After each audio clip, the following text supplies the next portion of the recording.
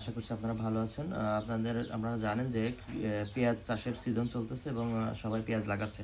তো এই সময় সবারই বেশিরভাগই প্রশ্ন থাকে যে আসলে অনুখাদ্য হিসেবে কোন খাবারগুলো আমরা চাষে দিব।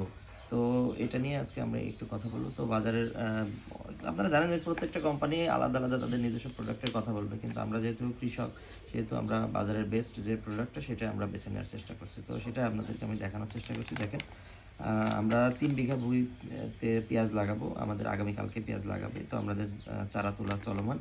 আমরা ৩ বিঘাতে ৩ কেজি ব্রোন দেবো, হ্যাঁ? এটা বায়ো ব্রোন, এটা বায়োটেক কোম্পানির। এবং এর পাশাপাশি আমরা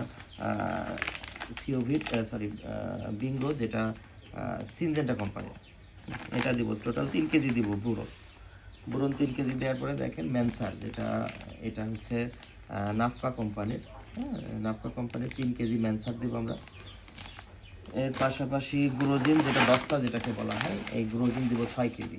৩ বিঘাতে ৬ কেজি, বিঘা প্রতি ২ কেজি করে আপনারা দিবেন।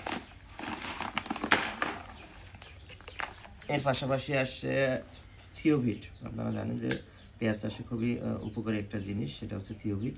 এই থিওভিট 80WG, এটা সালফার, যেটা আপনারা বিঘা প্রতি 2 কেজি করে দেবেন। আমরা টোটাল 3 বিঘাতে 6 কেজি দেব।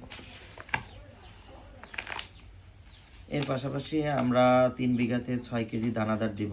এটা মেঘনা কোম্পানির দানাদার, এটা আপনারা ব্যবহার করতে পারেন। এর পাশাপাশি অন্য যে কোনো কোম্পানিটা ব্যবহার করতে পারেন, সমস্যা নেই।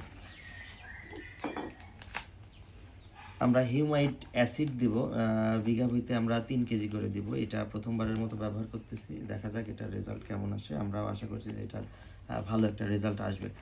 এরপর আপনারা পেঁয়াজ যখন পেঁয়াজ লাগানোর 24 ঘন্টার মধ্যে আপনারা এই পেন্ডিমেথালিন গ্রুপের স্প্রে, যেটা আপনারা 400 ml 3 বোতল পানিতে, 3 বোতল মানে ঢপে 16 লিটার যে ঢপটা আছে সেখানে দিয়ে আপনারা স্প্রে করে দেবেন। তাহলে কোনো হবে না, কোনো চারা গজাবে না, নতুন করে কোনো আগাছা জন্ম নেবে না, হ্যাঁ? তো এইভাবে যদি আপনারা চাষ করেন তাহলে আশা করা যায় যে এর আগে যেরকম করছেন তার চেয়ে ফলন আশা করা যায় যে বেটার হবে।